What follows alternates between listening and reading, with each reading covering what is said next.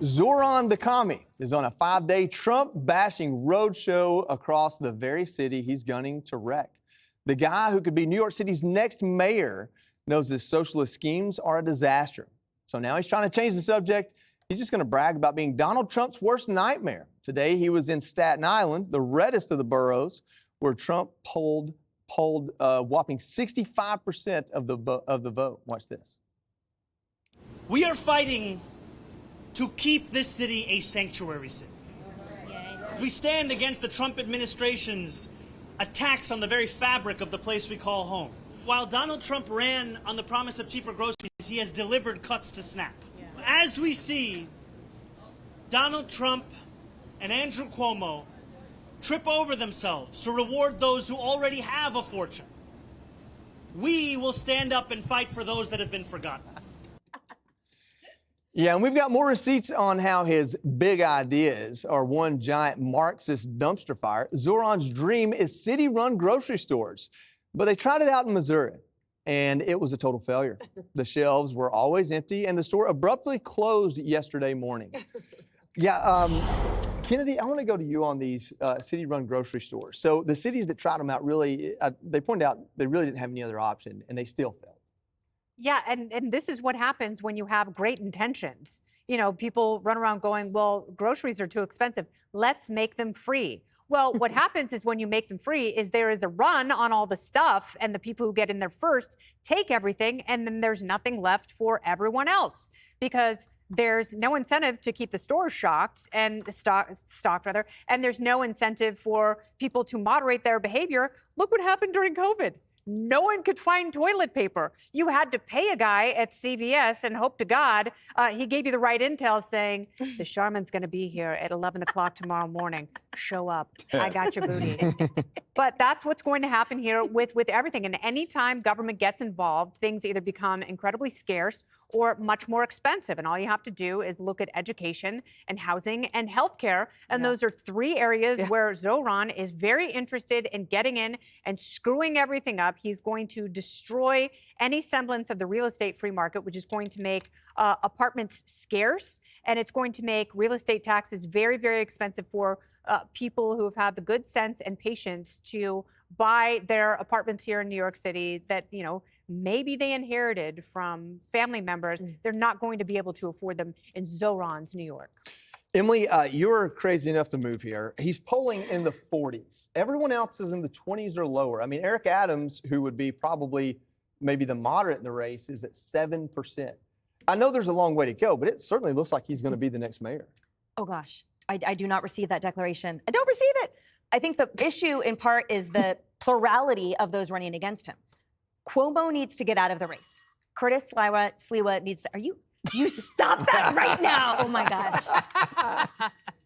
Hello? Just Desserts, everyone. Just Desserts by Greg Ethel. They need to get out of the race and say, everyone vote for Eric Adams so that there is a semblance that he will not succeed. We know once the voter data came out after he won the primary that it wasn't those minority and low-income communities that he pretends to represent that voted for him. It was the well-educated, older people who watch MSNBC and who have no idea about economics. We talked before at this table how New York City, New York State, in 1 year lost $15 billion worth of revenue because of those high net worth individuals that fled this state. If we think the same thing is not going to happen even more if he gets into power, it will only fall on the shoulders of those low income and minority communities that don't have the luxury of being able to move.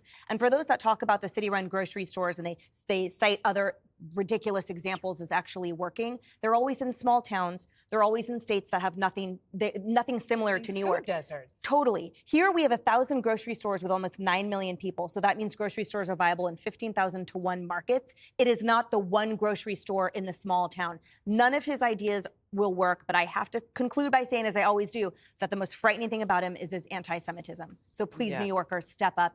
Do not vote for him, and everyone else running, get out of the race so Eric Adams can win. Dana, tactically, he does have 3 individuals running against him that are splitting the vote in different areas. And, you know, Emily says they should coalesce, but like the lack of quality running against him, at least with Andrew Cuomo and I guess Eric Adams, is kind of the reason why he's done so well, because they're splitting votes up among themselves. So he's making this a race, him against Trump. Is that a smart tactic? Well, I was going to say, he actually has one more person running against him. That's President Trump, who has been willing to take him on. He even talked about it today in the Kennedy Center's event.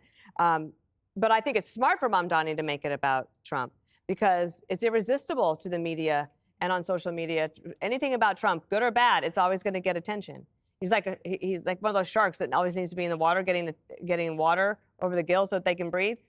President Trump breathes news stories. It's just always going to be there. So Mamdani is smart that way. The other thing that's really interesting is that ranked choice voting was used in the primary.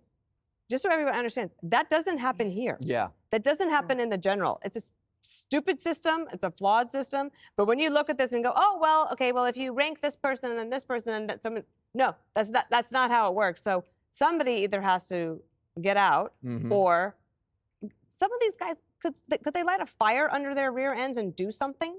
Yeah. Cuomo's thing was, what did he say? He put out a video. He tweeted, in case you forgot, I'm Andrew Cuomo, son of Mario, grandson of Andrea. Oh, gosh. Like, okay, so Nepo baby, that doesn't appeal to the young people who are voting for Mamdani. Grandma killer. Greg, what do you think about it? Yeah. Wait, put up the VO of him talking again. You know what's really smart about this? Take a look. He co-opted the 5. See that?